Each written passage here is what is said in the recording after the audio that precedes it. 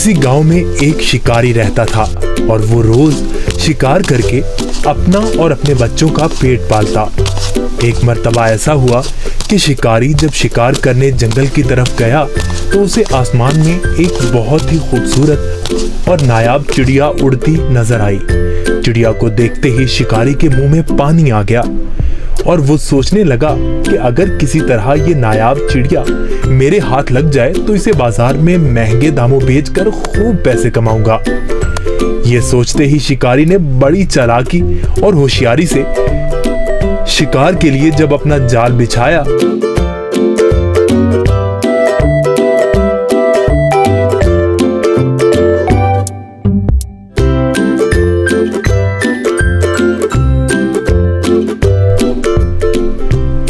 तो उसमें वो खूबसूरत चिड़िया फंस गई। चिड़िया को जाल में देखकर शिकारी अपनी इस कामयाबी पर बहुत खुश हुआ और दिल ही दिल में इस चिड़िया को फरोख्त करने के मंसूबे बनाने लगा। चिड़िया जाल से बाहर निकलने के लिए खूब फड़फड़ाने लगी, लेकिन जब चिड़िया की सारी कोशिशें नाकाम हो गईं और उसे जाल से आजाद होने की कोई सूरत नजर ना आई तो उसने मायूस होने की बजाय बड़े इत्मीनान से शिकारी की तरफ देखा और कहने लगी, अक्लमंद और भले इंसान, जरा मेरी बात तो सुनो।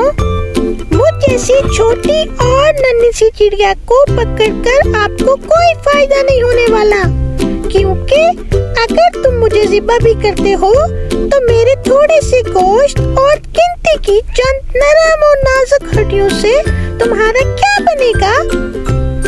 और अगर तुम मुझे बाजार में फरोख्त भी करते हो तो तुम्हें कितने रुपए मिलेंगे।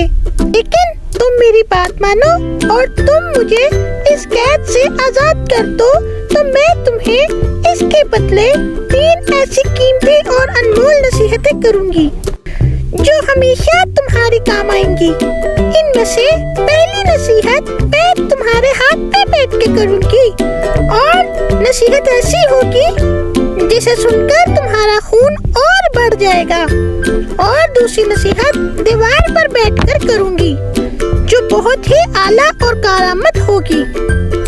इसके बाद तीसरी और आखिरी नसीहत दरख्त की शाख पर बैठकर करूंगी। इसलिए अब तुम्हारी अक्लमंदी का यही तकाजा है कि तुम मुझे आजाद कर दो और मेरी इन तीनों नसीहतों पर अमल करके दुनिया में बड़ा नाम कमाओ।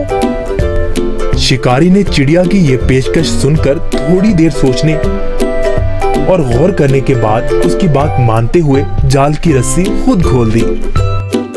रस्सी खुलते ही चिड़िया उड़कर शिकारी के हाथ पर आ बैठी। पहली नसीहत करते हुए कहने लगी, किसी भी नामुमकिन बात पर कभी यकीन न करना, चाहे कोई भी कहे। ये बोलकर चिड़िया अपने वादे के मुताबिक फिर उड़ी और दीवार पर जा बैठी।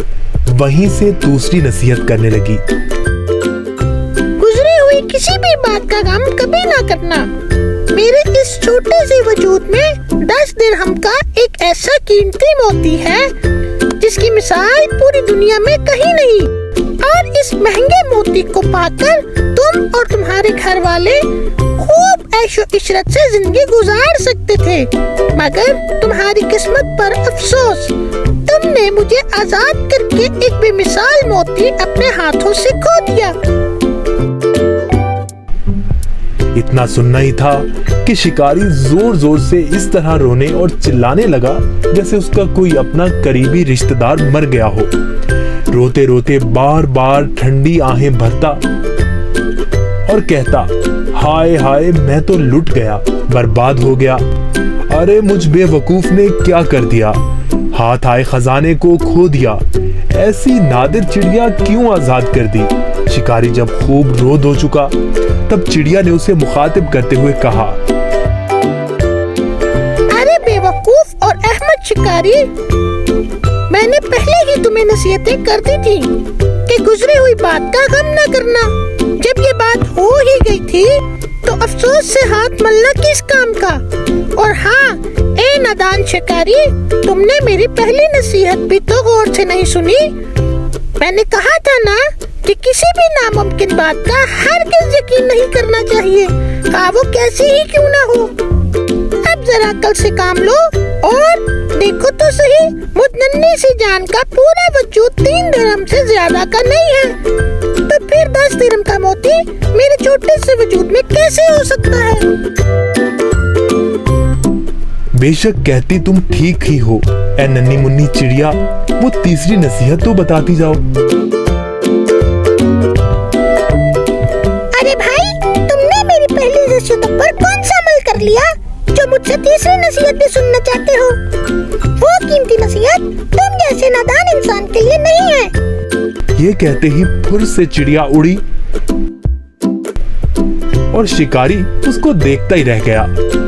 देखा बच्चों आपने, वो नन्ही सी चिड़िया कैसे अपनी अक्लमंदी से इस शिकारी से अपनी जान बचाने में कामयाब हो गई।